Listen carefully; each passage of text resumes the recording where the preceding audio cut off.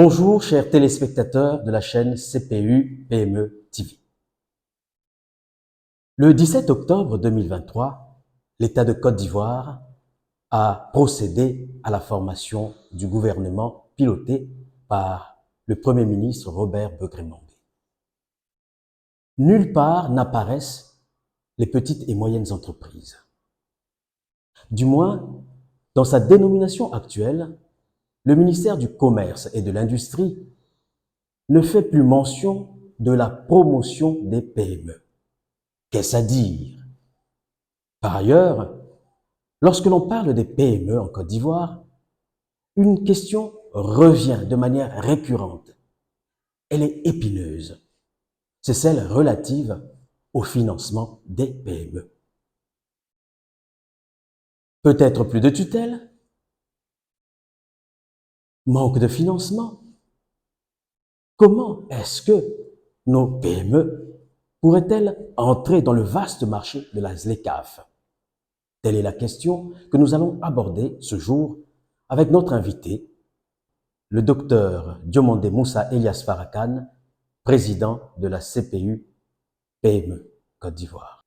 Bienvenue au rendez-vous de la nouvelle génération des PME. Bonjour docteur Diomandé. Bonjour. Merci d'avoir répondu favorablement à notre invitation. C'est moi qui vous remercie d'être là. Alors, nous allons commencer par la première question. Quelle est votre tutelle? Dans la mesure où, depuis la formation du dernier gouvernement, le ministère du Commerce et de l'Industrie ne fait plus mention de la promotion des PME. À qui les PME doivent-elles s'adresser aujourd'hui? Les PME doivent s'adresser simplement à M. Diomandé, puisque je suis le président de la Confédération patronale d'une des PME de Côte d'Ivoire. Voilà, donc c'est clair et net que je fais le même constat que vous, que dans le dernier remaniement, le gouvernement Mambé 1, les PME n'ont pas d'attribution officielle, même si après on nous a fait savoir que nous étions rattachés au ministère du Commerce et de l'Industrie. Il n'y a pas seulement que les PME, vous avez aussi le secteur de l'artisanat qui se retrouve dans cette situation. Cette situation est dramatique dans la mesure où, pour moi, c'est la normalité inversée. La normalité inversée dans ce sens que l'économie de la Côte d'Ivoire, normalement, pour un pays développeur, devait reposer sur les forces vives locales. Et quand vous regardez plus en profondeur, vous rencontrez que même au niveau de la primature, je ne connais pas, et même de la présidence, je ne connais pas un conseiller du président de la République en charge des PME, même du Premier ministre en charge des PME qui connaît réellement ce que c'est que les PME et l'artisanat. Et c'est vraiment dommage. Justement, il est question généralement, lorsqu'on aborde, lorsque l'on parle des PME, de parler de leur financement. Elles se plaignent généralement du manque de financement, qu'elles ne sont pas accompagnées. Qu'en est-il exactement? Les PME, les petites et moyennes entreprises, ont besoin de marché. Les petites et moyennes entreprises ont besoin d'espace pour travailler. Les petites et moyennes entreprises ont besoin d'être associées au projet économique global de notre pays. Comme je l'ai dit, le constat que nous faisons aujourd'hui en Côte d'Ivoire, c'est que nous sommes dans une approche néolibérale. Et cette approche néolibérale ne fait pas de distinguo entre une PME et une grande entreprise. Pour cette approche, il faut que tout ce qui est entreprise est entreprise, alors que c'est une erreur grave. Et quand vous regardez beaucoup plus en profondeur, vous vous rendez compte que les, les conseillers ou même les experts qui tournent autour de nos ministères, de nos gouvernements, disent la même chose que les institutions de Washington. C'est le néolibéralisme, et donc qui consiste à prendre de l'argent avec ces institutions, des prêts, et ces prêts pour investir dans des grands projets, on fait venir des investisseurs, et on rémunère ceux qui nous ont donné de l'argent, simplement. Donc les problématiques liées, les petites et moyennes entreprises ne sont pas prises en compte. Donc l'environnement des affaires actuel n'aide pas les PME sur tous les plans. Il n'y a pas seulement que le financement, il y a aussi, je veux dire, les marchés, il y a aussi l'innovation, il y a aussi la technologie, et il y a la recherche. Tous ces éléments font qu'on peut avoir des PME performantes. Pour moi, la problématique du financement doit venir de façon harmonieuse avec une stratégie globale. Selon que la PME est dans une phase de son existence, le financement doit s'adapter à cette phase de l'existence même de la PME. C'est là qu'elle est en phase d'amortissage, de développement, les financements ne sont pas les mêmes. Alors qu'aujourd'hui, nous constatons que nos pays ont choisi, sont des États minimalistes. Ils ont choisi l'approche que je dirais horizontale, cette approche qui consiste à confier les investissements à des entreprises étrangères, à des entreprises qui viennent ailleurs, pour faire le travail à la place des acteurs locaux.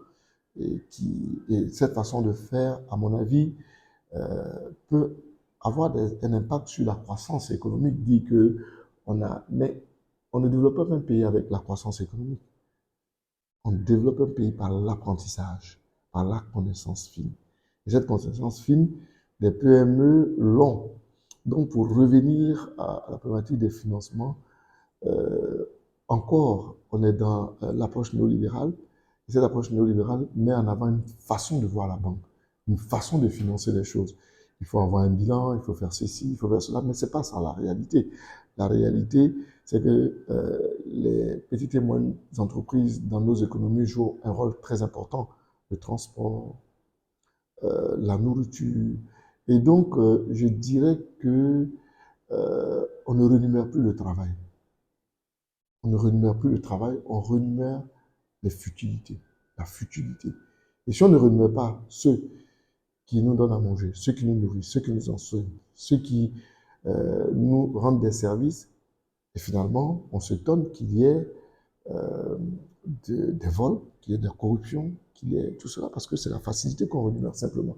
Donc il faut revenir à certains fondamentaux, repenser tout le système et faire des vraies réformes et sortir surtout de l'approche néolibérale. Alors, dans ce contexte, comment pourrait-elle être compétitive au niveau de la ZLECAf? Parlez-nous-en. Vous savez, la Côte d'Ivoire, nos pays disent beaucoup de choses en même temps, sans vraiment maîtriser les concepts, les processus, les actions à mettre en place. On parle, on dit des choses. La ZLECAf est un espace économique où chacun viendra montrer ce qu'il sait faire. Donc, il faut venir avec des entreprises dans des domaines précis. Soit on est bon dans l'automobile, et si on est bon dans l'automobile, on vient avec toute la chaîne de valeur automobile. Si on est bon dans un segment de l'agriculture, on vient avec tout ce qu'on a comme connaissance, comme éléments compétitifs je veux dire, les éléments qui feront la différence dans une approche concurrentielle vis-à-vis des autres. Mais quand on n'a pas ces éléments, quand on n'est pas préparé à cela, et qu'on dit que on ira sur le marché de la ZLECAf parce qu'on a des entreprises étrangères qui s'installent, soyez rassurés que vous n'allez rien construire et que vers la fin, nous allons toujours continuer à, à soutenir les futilités. Et on se trompe radicalement parce que les routes, les investissements, les infrastructures que nous avons auraient dû être réalisées par nos PME en réalité. Nos vraies PME, pas des PME suscitées ça et là, où on dit, bon, c'est pour...